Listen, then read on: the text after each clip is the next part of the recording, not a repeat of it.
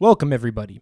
Now, if it isn't clear already by my spirit of Cuba, I am now the top studio head of my brand new movie studios, Garcatch Studios. You see, my channel's not making no money no more. So Garcorp, they come up to me and they say, "Hey kid, you know a thing or two about movies, right?" I'm like, "Sure." So they give me this suit, they give me these glasses, and they inject this serum into my neck, and I say, "What are you doing?" And they say, "We're gonna make you sound like a studio executive." But I'm like, "I like my old voice." But they're like, "No, you're a studio executive now." So long story short, I have been put in charge of finding the best scripts that will make the most money for Garcorp. Now, for our first episode, we're looking for romantic comedies, okay? We need somebody to come out for next Valentine's Day. So I've tasked a couple of my internet friends here with coming up with the best scripts that will make us the most money. So the way this is going to work is I'm going to look at the script, I'm going to evaluate it, I'm going to give you feedback, I'm going to tell you make any changes that you need to make, and at the end I'm either going to greenlight it and assign you a budget, or I'm going to tell you beat it. Alright, enough chit-chat, let's get into it. So his first script is written by Harold F22, and it's called Swipe Up. Alright, so the plot in this thing, a young Christian boy accidentally super likes a Satanist on Tinder. After seeing this, the boy messages her that it was a mistake and then unmatches her. That's it? Alright, well I see two ways of doing this film. Either we make this a short film and we show it before one of our other movies, or we can make this a Christian movie. You see, the Christian movie-going audience are not the most demanding when it comes to film quality. If you've seen God's Not Dead, if you've seen The Passion of the Christ, these are not exactly A+ movies, okay? So as long as you really hammer down on those religious themes, on the anti-Satanist message, I can see this making anywhere from $50 to $65 million. Alright, so if we go the religious route, I'm thinking I'll greenlight this movie with a budget of $500,000. Congratulations, Harold F22, you greenlit. Swipe Up is going to be in theaters next January. It's going to be a big hit. Alright, this one's by Sniper Blade 81, and it's called What Happens in Minecraft. After finally meeting the girl who he fell in love with in Minecraft in real life, Dale Gilbert, a hardcore PC gamer, discovers upon entering her house that she actually games on console. Can their love survive in only 30 frames per second? Alright, so here's the problem with this Sniper Blade. You're pandering to what it seems to be the PC gamer demographic. I don't really see these kinds of people as people who go out and see romantic comedies often, alright? Also, if you know, these guys are pretty demanding when it comes to the visual aspect of a movie. If this thing's running in anything under 60 frames a second, I don't expect a huge turnout from this crowd. And high frame rates, not only do they add a substantial amount to the film's budget, and if you remember when The Hobbit came out and was shot in 48 frames a second, it did not go exactly well. You know, people were puking in the theater, and I don't think that's something that people want during a romantic comedy when they're probably on a date, okay? Also, I like the title, I like the tagline, but Minecraft, it's not exactly on the come up anymore. It's on the decline. You see this new update, Minecraft coins? What is this? What is all this?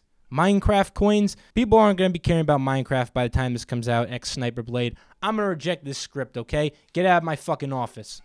This next movie is written by Dennis, and it's called WTF, That's Your Daughter. A man is able to win over a girl's heart thanks to the help of a pickup artist. When he goes to ask her parents for permission to marry her, it turns out that her dad is the pickup artist who had been coaching him the whole time. Now, this reminds me a lot of that funny scene in 22 Jump Street where the guy finds out that the captain's daughter was actually the guy who was... he's with the captain's daughter, and he finds out that they were together. I like this movie a lot. I can see so many funny scenes in this movie. They're in a water park, and the dad and the kid, they don't like each other that much, but they have to go down the slide together. Or they're hiking a mountain. They're hiking a mountain, and they get separated, so it's just the dad and the kid, and oh my god, so many funny comedy moments. This movie's writing itself. Dennis, I like this script. I like the way you think. I'm going to give you $20 million, okay? Don't disappoint me, alright?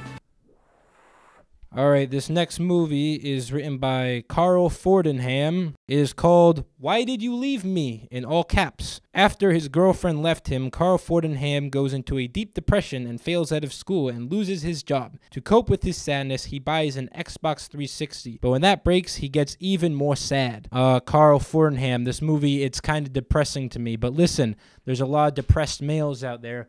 going through breakups, and I think that that could potentially be an untapped market for romantic comedies. You know, they still got romance on their minds, so maybe this could help them cope with it. Also, you say Xbox 360. I think this could be a huge opportunity for brand deals with Microsoft. They could pay us all kinds of money to advertise their fucking game console box, whatever it's called. We could even get brand deals with junk food companies. You know, maybe when he's depressed, he's eating a lot of Doritos, a lot of Pringles, and the rest of the movie shouldn't cost much either. It sounds like we only have one actor. It sounds like the whole movie will probably take place in just one location. Carl, if we can secure these brand deals and make the movie for free, I'll absolutely greenlight it. Otherwise, it's not happening. Sorry. Okay. We got one more movie. This one is called Wireless Connection. A dating coach walks a guy through a date via earpiece.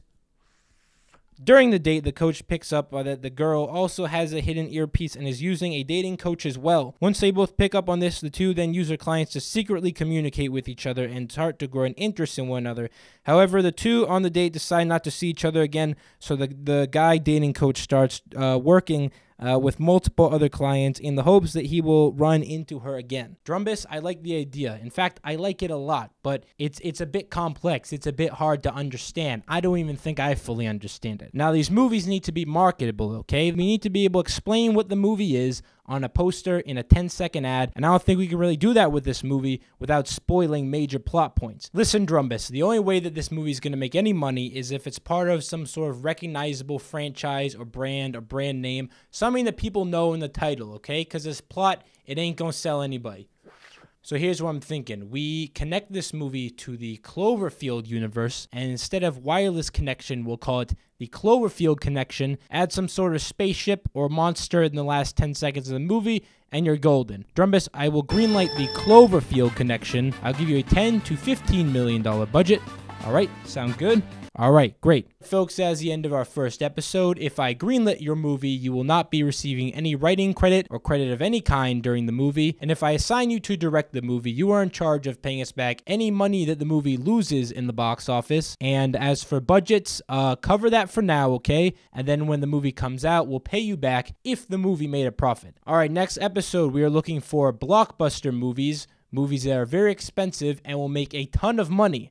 Now, I'm not looking for the best movie. I'm looking for the one that will make the most money. So if you've got an idea, please comment down below the plot synopsis and title. All right, I think we've got everything covered. Now get to work.